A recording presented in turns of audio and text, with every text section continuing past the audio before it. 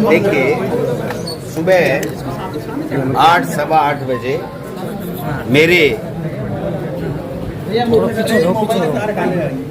मेरे इसी ऑफिस में जहां मैं खड़ा हूं, वहां पर मेरे जो लक्ष्मणगढ़ विधानसभा क्षेत्र के लोगों से मैं चर्चा कर रहा था।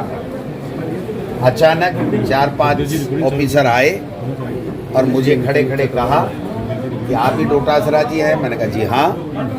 बोले हम ईडी से हैं, आपके घर की हमको सर्च करनी है, आप लोगों से पूछताछ करनी है। मैंने कहा मोस्ट वेलकम। जो 5-10 लोग यहाँ पर थे उनको सबको रोक लिया, हमारे सबके मोबाइल ले लिए। उन्होंने बड़ी तसल्ली के साथ में एक एक चीज़ की सर्च की और उसके बाद में मेरे छोटे बेटे अविनाश जो अकाउंट्स ऑफिसर है उससे उन्होंने बयानात लिए।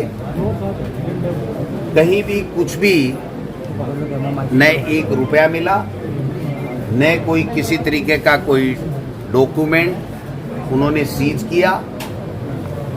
केवल और केवल 3 मोबाइल, मेरा, मेरे दोनों बेटों का 3 मोबाइल और जो ईमेल है दोनों की बेटों की वो लेकर के गए हैं।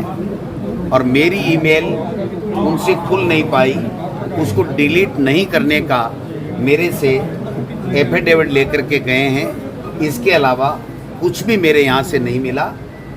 केवल और केवल मेरे बेटे से उन्होंने जो सवाल किए, वो सवाल तो उन्होंने अपने अलग से किए, बट जो मुझे जानकारी मिली है केवल कलाम कोचिंग से हमारा परिवार का क्या संबंध है, इसके ऊपर उनकी पूरी की पूरी कार्यवाही, बयान पूरा का पूरा केंद्रित था। पेपर लीक का एक भी सवाल किसी भी सदस्य से हमसे नहीं पूछा गया। कानूनी रूप से जो उनके पास में भारतीय जनता पार्टी के तमाम नेताओं के द्वारा या किन्हीं के भी द्वारा जो सूचनाएं भेजी गई हैं, मैं समझता हूं कि उनके ऊपर एक इस तरीके का वातावरण बना करके और ये जो कार्रवाई भारतीय जनता पार्टी जिस तरीके से माहौल बनाना चाहती है, बिगाड़ना चाहती है, मैं समझता हूं कि ये प्रजातंत्र के लिए ठीक नहीं है। हम तैयार हैं, जो भी ईडी को कोई भी पूछताछ करनी हो, कोई भी जानकारी लेनी हो, हम उनको जानकारी उपलब्ध कराएंगे। जो भी दस्तावेज चाहिए उनको वो हम दस्तावेज उपलब्ध कराएंगे।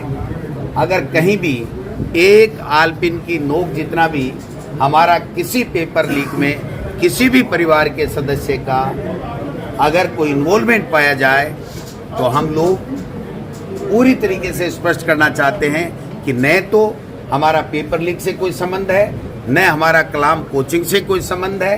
केवल और केवल ये वातावरण दूषित करने का काम भारतीय जनता पार्टी कर रही है।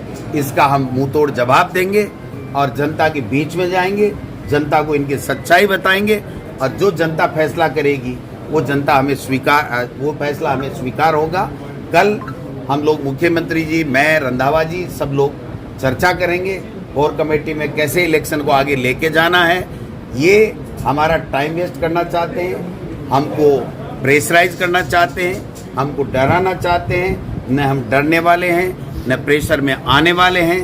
हमने कोई गलती नहीं की, हमने कोई भ्रष्टाचार नहीं किया, हमने कोई गड़बड़ नहीं की।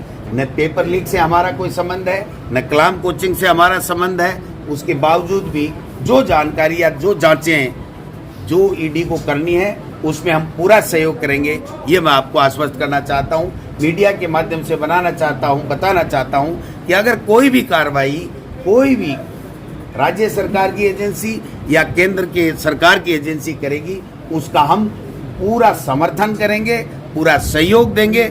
जो उनको जानकारी चाहिए वो जानकारी हम उनको देंगे, वो अपनी कानूनी कार्रवाई करें। हमें इसमें कोई दिक्कत नहीं है। हम हमारा चुनाव भी लड़ेंगे, राजस्थान में कांग्रेस की फिर से सरकार बनाएंगे। जयपुर में बड़ा प्रदर्शन मैं उनको ये देना चाहता हूँ कि 2009 के मायने बीटा गोड़ होया, वो बीटो खुले गोनी। मैं 1.5-2-3 महीने से सुन रहा था कि मैरिया जी लोगों को ये कह रहे हैं कि चुनाव को रंगीन बना दूंगा।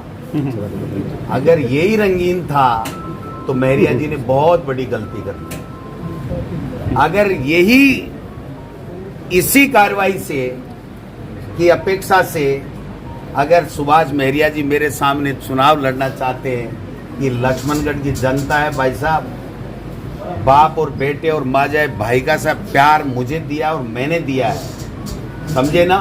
लक्ष्मणगढ़ की जनता सुभाष महरिया जी को बता देगी कि ये क्या चुनाव होता है, और राजस्थान की जनता राजस्थान में बता देगी कि हम लोग कांग्रेस के सच्चे सिपाही हैं, कांग्रेस के लिए जान दे सकते हैं, कांग्रेस के लिए काम करते हैं, 36 कौमों को साथ लेकर के चलते हैं। इसलिए कांग्रेस राजस्थान में फिर से आएगी। मैं कहना चाहता हूं, ये राजस्थान की सूरवीरों की धरती है, ये हमारे शहीदों की सैनिकों की धरती है, ये किसानों की धरती है। मैं किसान का बेटा हूं, मैं न डरने वाला हूं न घबराने वाला हूं। मेरे साथ में मेरे लाखों लाखों कांग्रेस के कार्यकर्ताओं का प्यार, आशीर्वाद और स्नेह है। ईडी का प्रयोग करके जिस प्रकार से डरा धमका के माहौल खराब करने की, जीतने की चेष्टा की थी, वो वहां भी नाकामयाब हुए, और यहाँ भी राजस्थान में भी वो अपने इस गलत मिशन में नाकामयाब होंगे। हम कामयाब होंगे, कांग्रेस जीतेगी और फिर से सरकार बनाएगी। अगर उनके खिलाफ करोड़ों करोड़ों रुपए के घोटाले की बातें जब आ रही हैं, उसके बावजूद भी अगर ईडी कार्रवाई नहीं कर रही है, और राठौड़ साहब की प्रॉपर्टी की जांच करा ली जाए, सुभाष महरिया जी की पूरी प्रॉपर्टी की जांच करा ली जाए, और गोविंद डोटासरा की पूरी प्रॉपर्टी की जांच करा ली जाए। राठौड़ साहब कह रहे हैं ना, दूध का दूध और पानी का पानी हो जाएगा। अगर हिम्मत है इन दोनों नेताओं में तो मेरी और अपनी खुद की जांच करा लें। दूध का दूध पानी कैसे होता है, या दूध फटता है, या दूध क्या होता है, वो पता लगे। सर, एक बात ये थी कि जैसे आपके समर्थकों में काफी उत्साह था आज, और इनका ये भी कहना था कि हम तो धन्यवाद दे रहे हैं ईडी को कि आज जो माहौल है वो जीत के बजाय लीड पे हो गया। आप भी मानते हो इस बात को? देखिए, कार्यकर्ता मेरी जान है, और कार्यकर्ता के कारण से ही गोविंद डोटासरा की ये हैसियत है। इसलिए कार्यकर्ता का मेरे पास शब्द नहीं है, मैं किन शब्दों में आभार प्रकट करूं।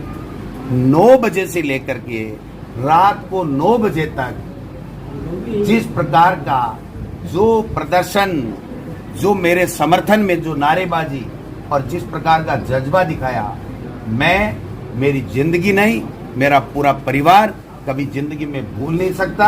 और मैं महरिया साहब को कह देना चाहता हूं, आप फार्म भरना, और फार्म भरने के बाद में गोविंद डोटासरा पूरे राजस्थान में रहेगा। लक्ष्मणगढ़ में गोविंद डोटासरा चुनाव नहीं लड़ेगा, कांग्रेस के कार्यकर्ता और लक्ष्मणगढ़ के लोग चुनाव लड़ेंगे। धन्यवाद। जय हिंद, जय भारत। वीडियो देखने के लिए आपका बहुत बहुत धन्यवाद। वीडियो को लाइक करें, चैनल को सब्सक्राइब करें और अपने दोस्तों के साथ शेयर करें।